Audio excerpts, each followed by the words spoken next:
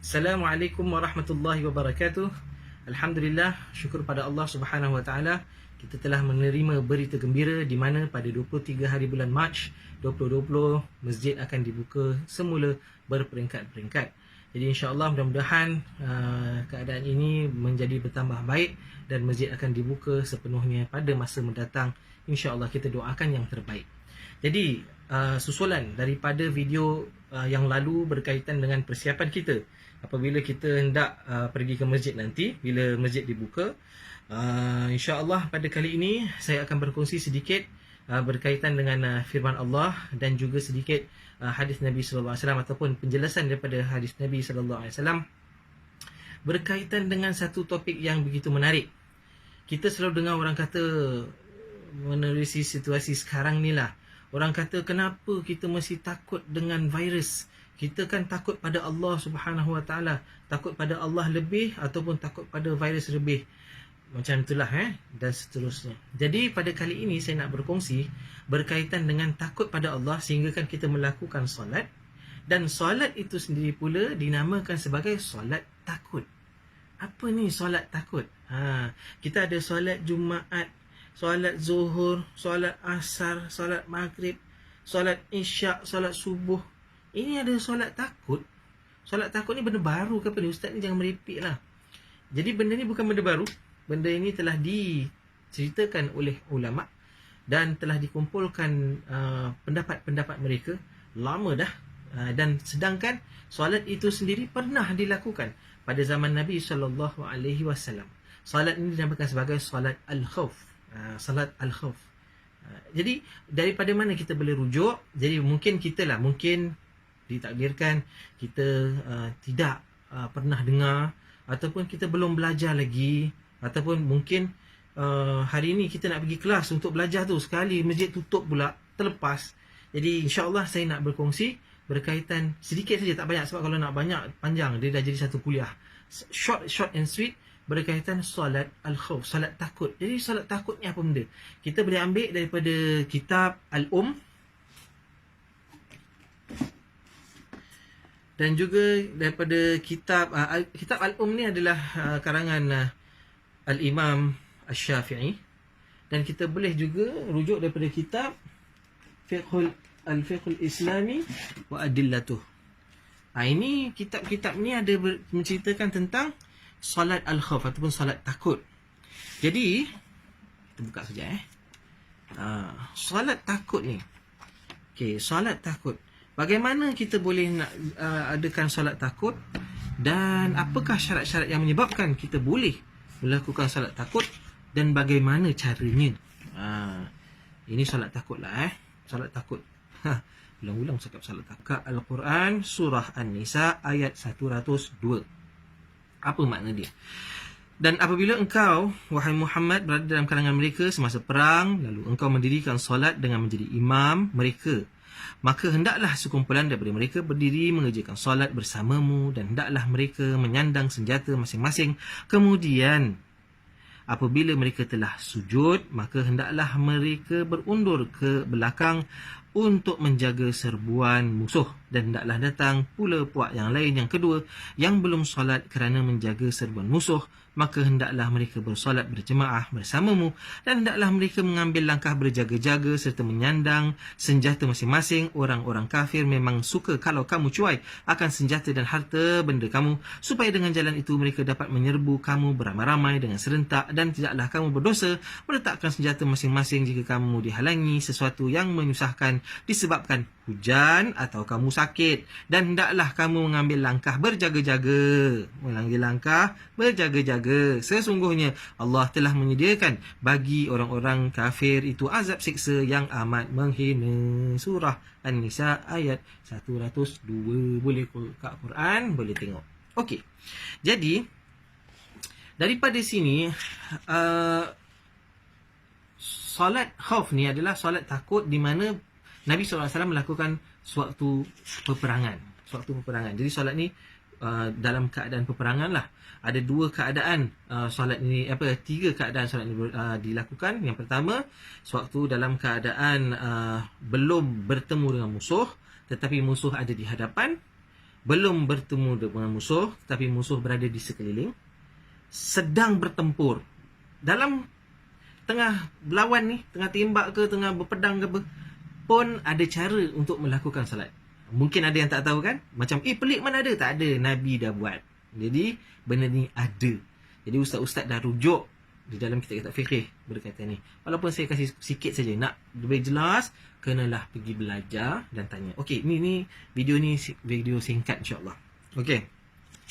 Jadi adakah solat khauf ni hanya waktu peperangan sahaja? Maknanya, oh ustaz, yelah solat khauf memang, tapi waktu perang je, kita tak perang pun. Ulama ada menjelaskan daripada Al-Bukhari, meriwayatkan daripada Ibn Umar mengenai tentang sifat solat khauf. Katanya, kalau kita rujuk dalam kitab ni, fa in kana khaufun huwa ashadda min dhalika sallau rijalan qiyaman ala aqdamihim aw rukbanan mustaqbilil qiblati aw ghaira mustaqbiliha. Qala Malik qala Nafi' la ura Abdullah ibn Umar dzakara dhalika illa an Rasulillah sallallahu alaihi wasallam. Maknanya, jika keadaan takut itu terlalu dahsyat, hendaklah mendirikan solat dalam keadaan berdiri atau ketika menaiki kenderaan, sama ada menghadap kiblat ataupun tidak. Menurut Malik, Imam Nafi' berkata, saya berpendapat Abdullah bin Umar, Ibn Umar tidak berkata demikian, melainkan dia mendapatkan daripada Rasulullah sallallahu alaihi wasallam. Ini kalau waktu solat tu dalam keadaan perang. Budak macamnya dia dah kecoh lah, dah kecoh. Sana sini, lari sana, lari sini, meletup sana, meletup sini kan, dalam keadaan perang. Jadi boleh solat dalam keadaan yang tidak ada soft, yang tidak makmum kat depan, imam kat belakang, macam gitulah keadaannya berkucak-kacir. Boleh melakukan solat sedemikian. Tapi ini cerita berkaitan dengan waktu perang. Bagaimana pula kalau tak perang? Maka solat khauf juga jatuh diperbolehkan jika kiranya ada sesuatu yang menakutkan. Ulama cakap, saya ni tak sampai tahap ulama, tapi ulama dulu dah cakap, kalau kita takut yang sangat-sangat, ulama ni cakap dia takut pada Allah ke tidak? Ulama secara amnya dah confirm tahu, mukmin muslim yang baik takut pada Allah Subhanahu Wa Taala. Tapi kenapa ada solat khauf ni? Dan kenapa pula dikatakan takut yang amat sangat? Ni ulama cakap, bukan saya cakap. Saya orang biasa saja, asatizah biasa saja. Jadi ulama ni kata apa? Apa yang boleh menyebabkan solat khauf ini diharuskan? Antaranya ialah, antara sebab-sebabnya ialah, kalau kita rujuk dalam kitab ataupun kitab Fiqhul Islam wa Adillatuh ni, antaranya ialah jika kiranya harus melakukan solat ini sebab-sebab ketakutan yang lain, seperti melarikan diri daripada banjir, melarikan diri daripada kebakaran, melarikan diri daripada binatang buas atau binatang bisa, melarikan diri daripada perompak, penyamun atau pembunuh, atau apa saja sebab-sebab yang boleh menimbulkan ketakutan secara umum. Jadi solat khauf ini diperbolehkan. Jadi bagaimana solat khauf ini, cara melaksanakannya, boleh bertanya kepada ustaz-ustaz, boleh bertanya kepada imam-imam yang berdekatan, imam masjid yang berdekatan. Bila dah buka nantilah nak call pun boleh. Bagaimana solat khauf ini? Jadi adakah salah kita sembahyang dalam keadaan takut pada benda-benda yang lain? Tak salah. Ada, bahkan ulama ada menunjukkan kepada kita cara bagaimana nak menunaikan solat, kerana kita takut, kita tetap takut pada Allah Subhanahu Wa Taala di samping kita takut pada sesuatu yang lain. You get me or not? Jadi bererti takut pada Allah tetap utama, tetapi kalau ada sesuatu yang menyebabkan kita takut atau sesuatu yang boleh menyebabkan musibah pada diri tersebut, dan apabila kita melakukan solat, ada solat cara khas yang namanya solat al-khawf. Bagaimana caranya? Kita terbuka kepada anda untuk merujuk kepada asatizah yang lain. Okey. Jadi ingat, bila dah buka nanti masjid pada keesokan harinya ataupun pada 23 hari bulan nanti, saya berpesan bawa sejadah sendiri, kemudian cek dulu demam tak demam dan sebagainya, sebab kita takut pada Allah ni dan kita nak tunaikan salat. Cek temperature, kemudian ikut arahan pegawai masjid, kemudian apa tadi, sejadah sendiri dah bawa belum? Okey, bawa lah. Bawa sendiri sejadah. Kemudian tempat solat itu kita akan letak berjauhan, maknanya 1 meter antara satu dengan yang lain. Sebab kalau kita rujuk dalam cara berperang, solat berperang ni, dia punya soft pun dia tak dapat tau. Tapi tak apa, kita tanya pada ustaz-ustaz macam mana cara dia. Okey, dan solat tu pula dia bukan solat jemaah, solat sendiri-sendiri.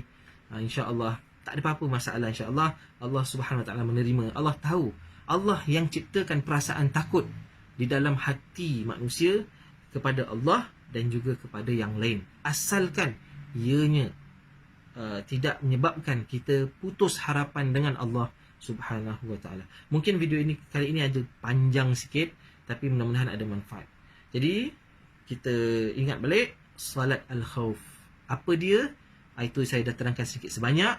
Rujukannya daripada hadis, daripada penjelasan ulama dan juga daripada petikan firman Allah Subhanahu Wa Taala. Untuk keterangan yang lebih lanjut, tanyalah kepada asatizah yang anda kenali, sama ada menerusi talian ataupun apa sajalah. Yang penting alhamdulillah, ini adalah satu ilmu yang mungkin akan menyebabkan kita tidak lagi rasa janggal dengan benda-benda yang ni. Benda-benda yang bukan pelik lah, sebenarnya dah ada lama dah. Benda tu tak berlaku. Jadi bila datang balik, bila kita buat balik, orang tak tahu, orang kata macam apa ni, kan? So okey lah, mudah-mudahan kita jadi orang yang terbaik lah. Alright, Assalamualaikum, jumpa besok. Assalamualaikum warahmatullahi wabarakatuh.